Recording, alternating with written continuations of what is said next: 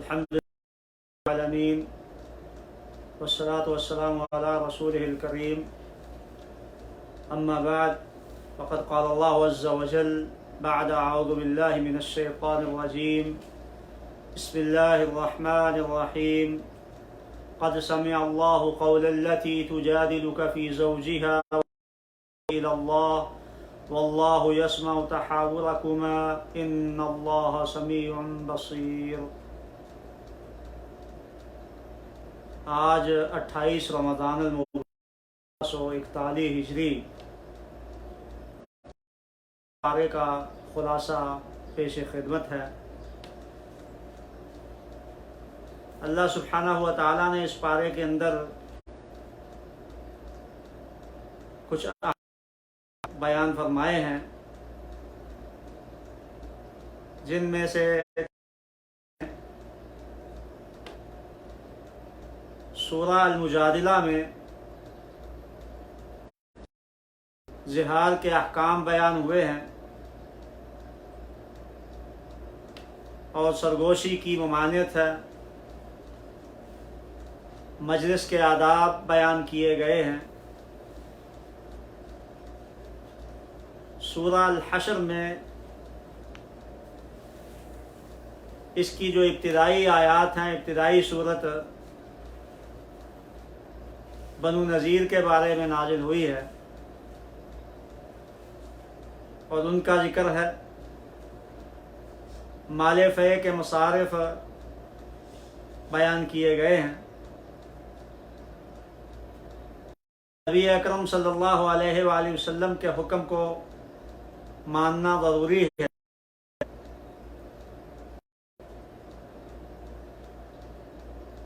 سورہ الممتحنہ میں ابتدائی آیات میں اللہ سبحانہ و تعالیٰ نے کفار سے دوستی لگانے کی ممانعت بیان فرمائی ہے، اور یہ بھی بیان ہوا ہے کہ اگر کافر عورت مسلمان کے پاس کے پاس اور وہ مسلمان ہو تو ان کو کافروں کے پاس، کافر خامد کے پاس واپس بھیجنا جائز نہیں ہے۔ صف میں قول و فعل میں تضاد کی ممانعت بیان کی گئی ہے۔ اس کے بعد سورہ الجمعہ میں نماز جمعہ کے چند احکام بیان، اور سورہ المنافقون میں منافقوں کی ریشہ دوانیاں بیان ہوئی ہیں۔ مال اور اولاد فتنہ ہے، بیوی اور بعض اولاد جو ہے وہ باپ کی دشمن بھی ہوتی ہے، اس کا بیان کیا گیا ہے۔ سورہ طلاق میں طلاق کے احکام اور اس کی عدت بیان کی گئی ہے، اور آخر سورہ تحریم کے اندر اللہ سبحانہ و تعالیٰ نے صلی اللہ علیہ وآلہ وسلم کو، نبی صلی اللہ علیہ وآلہ وسلم پر خفقی کا اظہار کیا ہے کہ آپ نے جو حلال کردہ چیز ہے اس کو اپنے اوپر حرام کیوں کر لیا۔ تو یہ چند موضوع ہیں جن میں سے کچھ کی ہم تفصیل بیان کریں گے۔ سورہ المجادلہ، اس کے اندر جو زہار کے احکام بیان ہوئے ہیں اس کا کفارہ بیان ہوا ہے۔ واقعہ کچھ یہ ہے کہ دور جاہلیت میں زہار کو طلاق شمار کیا جاتا۔ زہار کیا ہوتا ہے کہ بیوی کو اپنی جو محرم عورت ہے، ماں ہے، بہن ہے، اس کے ساتھ تشبیہ دے دی جائے تو کہ کہہ دیا جائے کہ تم جو ہے ماں کی طرح ہو، میری ماں کی طرح ہو، تو یہ زہار ہے۔ تو اللہ سبحانہ و تعالی نے اس کا کفارہ بیان کیا ہے اس کے اندر، نبی صلی اللہ علیہ وآلہ وسلم کے پاس مالک رضی اللہ تعالی عنہ ایک بوڑھی عورت تھی، تشریف لاتی ہیں اماں عائشہ رضی اللہ تعالی عنہ اس حدیث کی راوی ہیں۔ وہ بیان کرتی ہیں کہ خولہ آئی، خولہ بنت مالک بن ثعلبہ، وہ آئی، انہوں نے آ کر اپنے خامد کی شکایت کی کہ اوس بن صامت رضی اللہ تعالی عنہ نے ان سے زہار کر لیا ہے، اور اب میں بوڑھی ہو چکی ہوں، اولاد جوان ہے، تو اب کیا حکم ہے؟ نبی صلی اللہ علیہ وسلم نے فرمایا بھائی ابھی تک تو اس کے بارے میں میرے پاس کوئی حکم نہیں ہے۔ تو خولہ رضی اللہ تعالی عنہ آپ صلی اللہ علیہ وسلم سے بحث اور تکرار کرنے، اماں عائشہ کہتی ہیں رضی اللہ تعالی عنہ کہ ہم اس کمرے میں اس جگہ پر موجود تھیں، ایک کونے میں نبی صلی اللہ علیہ وسلم کے ساتھ یہ بات چیت کر رہی تھی خولہ، ہمیں سنائی نہیں دی، ساتوں آسمانوں سے اوپر عرش بری پر اللہ سبحانہ و تعالیٰ نے بات چیت کو سن لیا، اور سن کر پھر اللہ تعالیٰ نے جبریل امین کو دے کر بھیج دیا۔ تو وحی کیا ہے؟ وہ اللہ تعالیٰ نے یہ آیت بھیجی، قد سمع اللہ قول التی تجادلک فی زوجہا، یقیناً اللہ سبحانہ و تعالیٰ نے اس عورت کی بات کو سن لیا ہے جو آپ سے اپنے شوہر کے بارے میں کر رہی، وتشتکی الی اللہ، اور وہ شکوہ کر رہی تھی، شکایت کر رہی تھی اللہ کے ہاں کہ ہونا چاہیے، واللہ یسمع تحاورکما، اللہ سبحانہ و تعالیٰ تم دونوں کی، اے میرے نبی آپ اور اس عورت خولہ کی جو باتیں تھیں اللہ سبحانہ و تعالیٰ سن رہے تھے۔ ان اللہ سمیع بصیر، اللہ سبحانہ و تعالیٰ سمیع بھی ہے اور بصیر بھی ہے، خوب جو ہے وہ سننے والا ہے اور خوب دیکھنے والا ہے۔ عرش بری پر مستوی ہوتے ہوئے اللہ سبحانہ و تعالیٰ نے اس عورت کی جو ہے وہ بات سن لی جو اماں عائشہ رضی اللہ تعالیٰ عنہ نہیں سن سکی، اور پھر اللہ تعالیٰ نے بیان جاہلیت کا جو رسم تھی، یہ جاہلیت کی زہار کرنا اور یہ جو ہے وہ پھر طلاق شمار کر لینا اور اس کے قریب نہ جانا، یہ جو ہے وہ صحیح نہیں ہے۔ اللہ نے فرمایا الذین یظاہرون منکم من نسائہم، تم میں سے جو لوگ اپنی بیویوں کے ساتھ زہار کر بیٹھتے ہیں، ما ہن امہاتہم، حقیقت میں وہ نہیں ہیں، وہ تو ان کی بیوییں ہیں، انہوں نے تشبیہ دے دی ہے اور اپنے اوپر جو ہے اس کو، ان امہاتہم الا اللہ ولدنہم، ان کی مائیں تو وہی ہیں جنہوں نے ان کو جنم دیا ہے، وانہم لمنکرا من القول وزورا، یہ جھوٹی جو ہے وہ باتیں اور بری باتیں کر رہے ہیں، یہ بات بری ہے، غلط ہے، جھوٹی ہے، یہ بات کر لینا ٹھیک نہیں ہے۔ اور آگے پھر اللہ سبحانہ و تعالیٰ نے زہار کا کفارہ بیان فرمایا کہ اگر وہ زہار کے بعد ختم کرنا چاہتے ہیں، اس کو جو ہے واپس پلٹنا چاہتے ہیں، بیوی کے ساتھ جو ہے وہ تعلقات قائم کرتے ہیں، تو پھر ان کو 2 مہینے کے روزے رکھنے پڑیں گے۔ آخر میں پہلے سب سے والذین یظاہرون من نسائہم، وہ لوگ جو اپنی بیویوں سے جو ہے وہ زہار کر بیٹھتے ہیں، ثم قالوا، تو پھر وہ اپنی بات کو واپس پلٹتے ہیں، اپنی بات سے جو ہے وہ ان کو جو انہوں نے کہا تھا جو ہے وہ کے ساتھ یہ کام کر بیٹھے تھے، نکال بیٹھے تھے، تو پھر سب سے پہلا جو ہے وہ کیا ہے؟ فتحریر رقبۃ من قبل ان یتماسا، سب سے پہلی بات تو یہ ہے کہ اگر ان کے پاس استطاعت، اور 2 مہینے کے روزے بھی وہ ایسے نہیں ہیں جب چاہے مرضی، متتابعین، ماہ کے روزے مسلسل رکھنے ہیں، ایک چھٹی ناگا کرنا چاہیے، من قبل ان یتماسا، کہ وہ بیوی سے تعلقات قائم کرے، بیوی سے تعلقات قائم کرنے سے پہلے 2 مہینے کے ہوگے، یا اس کو غلام آزاد کرنا ہوگا۔ من لم یستطع، اور اگر اس کی بھی کوئی استطاعت نہ رکھے، یہ اختیار نہیں ہے کہ جو چاہو تینوں میں سے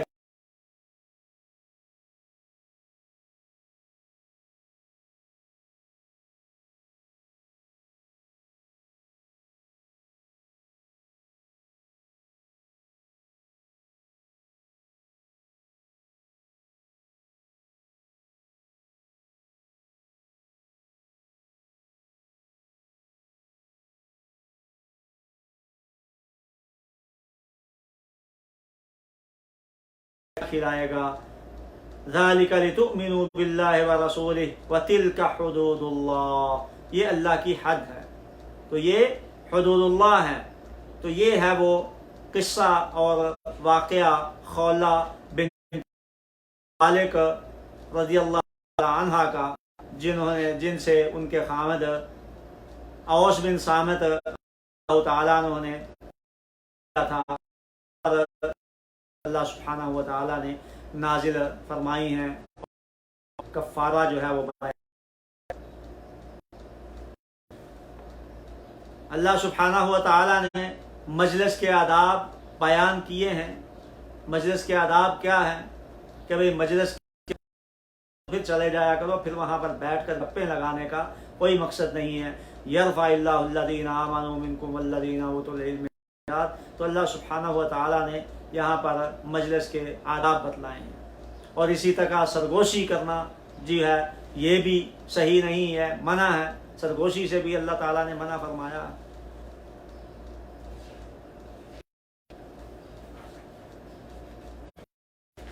اللہ سبحانہ و تعالیٰ نے سورہ الحشر میں بنو نذیر کے متعلق کچھ واقعات بیان کیے ہیں۔ بنو نذیر یہودی قبیلہ تھا، مدینے میں صلی اللہ علیہ وآلہ وسلم کے دور میں، آپ صلی اللہ علیہ وسلم کی ہجرت سے پہلے 3 جو ہے وہ رہائش پذیر تھے یہودیوں کے، بنو قینقاع، بنو نذیر اور بنو قریظہ، معاہدہ کی پاسداری نہ کی۔ واقعہ کچھ اس طرح تھا، نبی صلی اللہ علیہ وآلہ وسلم نے معاہدہ جب بھائی تنگی میں اور خوشی میں ایک دوسرے کے ساتھ ہے، ایک دوسرے کی مدد کرنی ہے، تو 2 مقتولوں کی دیت اکٹھی کرنے کے لیے نبی صلی اللہ علیہ وسلم اپنے صحابہ کو ساتھ لے کر، تو بنو نذیر کے لوگوں نے کہا کہ بھائی ان سے جان چھڑاؤ، اور پتھر جو ہے اوپر سے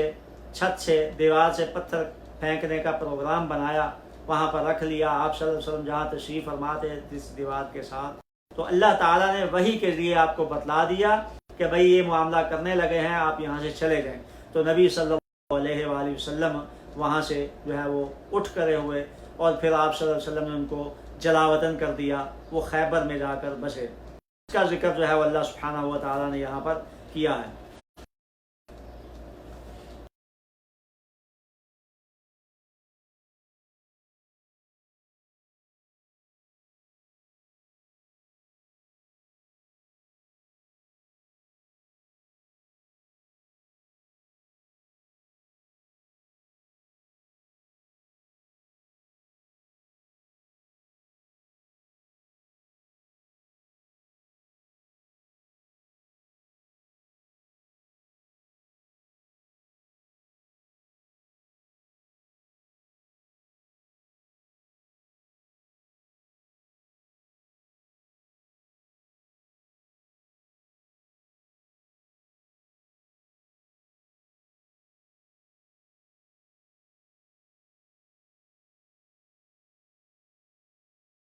جلال عذبہم فی الدنیا،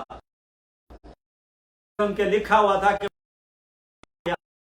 کرنا یہ نہ ہوتا، ان کی جلاوطنی نہ ہوتی، تو پھر اللہ کہتے ہیں کہ میں دنیا کے اندر ان کو شدید عذاب دیتا۔ کیوں؟ ذالک بأنہم شاقوا اللہ ورسولہ، انہوں نے اللہ کے رسول کی اور اللہ تعالیٰ کی مخالفت کی ہے۔ ومن یشاق اللہ فإن اللہ شدید العقاب، اور جو اللہ کی جو ہے وہ مخالفت کرتا ہے، اللہ سے دشمنی کرتا ہے، تو اللہ سخت پکڑ والا ہے، بڑا عذاب جو ہے وہ۔ تو یہ اللہ سبحانہ و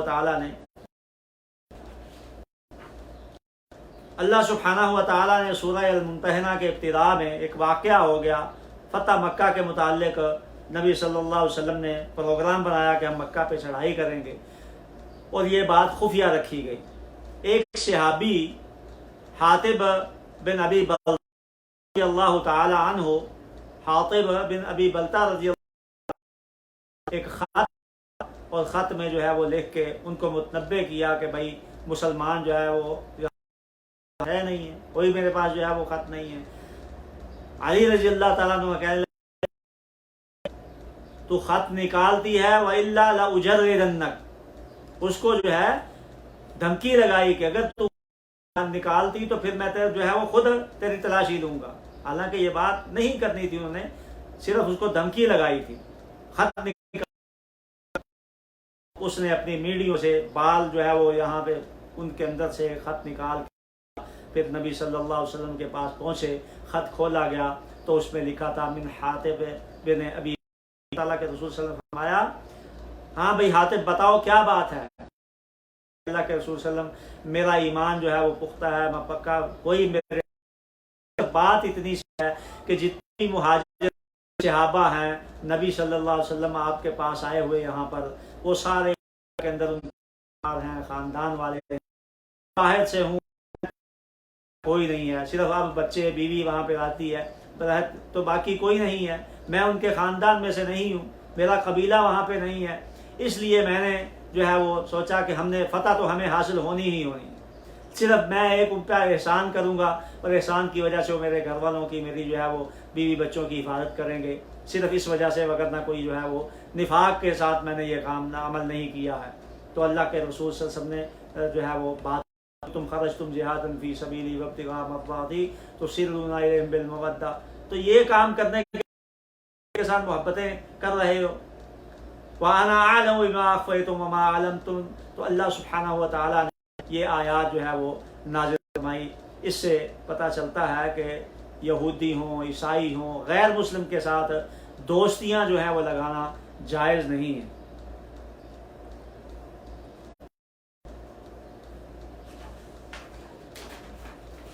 اسی طرح اللہ سبحانہ و تعالیٰ نے سورہ صف میں قول فعل کے تضاد کی مذمت کی ہے کہ جو زبان سے بات کہتے ہو اس کے سرزنش کی ہے اس پر،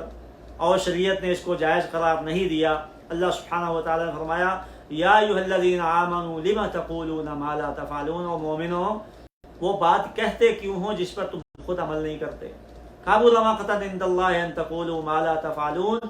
کہ ہاں یہ بہت بری بات ہے کہ تم، اللہ تعالیٰ کو یہ بات ناپسند ہے، بہت بری لگتی ہے کہ تم زبان سے کچھ کہو، ایسی بات نکالو جو خود عمل کرتے نہیں۔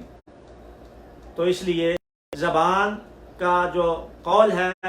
اور اعمال جو ہیں یہ سارے دونوں برابر ہونے چاہیے، بات کہتے ہو اسی پر عمل بھی کرو۔ آخر میں ہم اللہ سبحانہ و تعالیٰ نے جو نبی اکرم صلی اللہ علیہ وآلہ وسلم نے سورہ تحریم نازل فرمائی، اس میں جو واقعہ ملتا ہے اس کو بیان کرتے ہیں۔ صحیح بخاری میں یہ حدیث موجود ہے، اس کا سبب نزول کہ نبی اکرم صلی اللہ علیہ وآلہ وسلم کا معمول تھا کہ آپ کی نماز پڑھ کر مطہرات کے پاس جاتے تھے، آپ روزانہ ازواج مطہرات کے پاس جاتے اور ان کا حال پوچھتے، اور پھر رات کو شام کو جو ہے جس کی باری ہوتی اس کے ہاں ٹھہر جاتے۔ تو نبی صلی اللہ علیہ وآلہ وسلم